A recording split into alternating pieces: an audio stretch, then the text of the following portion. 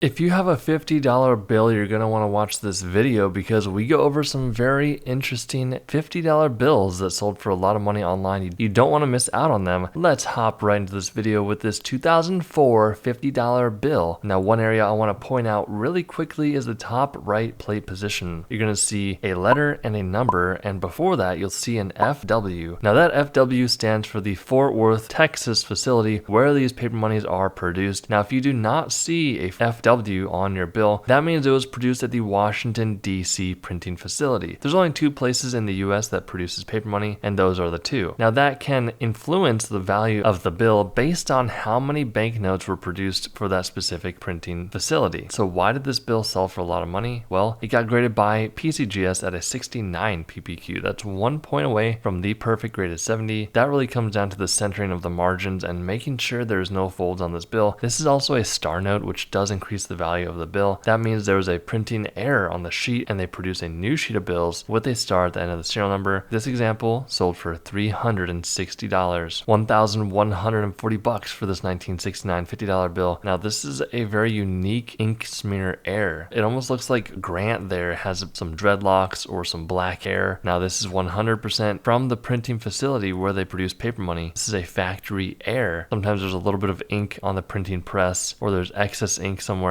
That is going to cause this look to happen. $1,140. When you're looking at the front of this $50 bill, you'd have no idea why it sold for $1,200. But this 1974 $50 bill actually has what we call an inverted back error. The back of the bill is upside down. That will dramatically increase the value of your $50 bill. This one sold for $1,200. $3,720 for this 2001 $50 bill. It's a beautiful example note. Looking at the serial numbers, nothing out of the ordinary is happening, except when you flip it over to the back, you can see that the back of the bill is completely flooded out with green ink. That's because this is a test note error. So a lot of the time before they get the printing presses up and running, they'll flood out the plates to make sure that there's enough ink on the plates that are hitting the paper properly. This bill, however, accidentally got out of the printing facility, so it went through the whole process. It went to a bank and it got picked up by a customer or a bank employee, and they said, hey, there's something very wrong happening to this $50 bill. They were able to turn a $50 bill into $3,720, $6,721 for this 2004 $50 bill. Now, the first thing you'll notice on the front of the bill is that there's something missing, right? You're missing the seals and the serial numbers. It's not only until you flip it over to the back that you notice the overprint, which is the third and final print, was accidentally printed on the back of the bill. Very crazy error here, and that's why it sold for $6,721. $10,200 for this 1928 $50 bill. So this is the first year the U.S. started producing small size paper money. Before this, everything was large size. Not only that, this is what we call a numeral type bill. So numeral type bills will have a number on the left hand side instead of a letter. Typically, a lot of the old paper money that you'll see will have letters standing for the district that they were produced for. This one has a 5. Now, one area you want to pay attention to is making sure that the start of the serial number starts with the equal alphabetical order that that number is in. For example, this has a number 5. So that means that the serial number should start with an E because it's the 5th letter in the alphabet. For example, if the number was a 1 instead of a 5, then the serial number would start with an A. If it was a 2, the serial number would start with a B, a 3, a C, etc., all the way down to L, which is the 12th letter in the alphabet. If those ever don't match up, you could have something very rare and valuable, so pay attention to that. But this example sold for $10,200. All right, this 1990 $50 bill sold for $10,800, and it's mainly because of that rare serial number. This is a lucky number, solid 7s serial number. So if your $50 bill has a rare serial number like this and the condition's really good, like this one at a 65 EPQ, you're gonna have a banknote worth a lot of money because this example sold for $10,800. Now, here's a genuine 1928 $50 United States gold certificate bill. So back in the day, you could take this $50 bill to a bank and they would give you equal value in gold, which is really, really cool. This is why they are very highly collectible. You've got that yellow seal and serial numbers. This $50 bill sold for $14,400. If you enjoyed this video, make sure to pick up our completely free coin and currency ebook down below before you sell your paper money. We'll see you in the next video.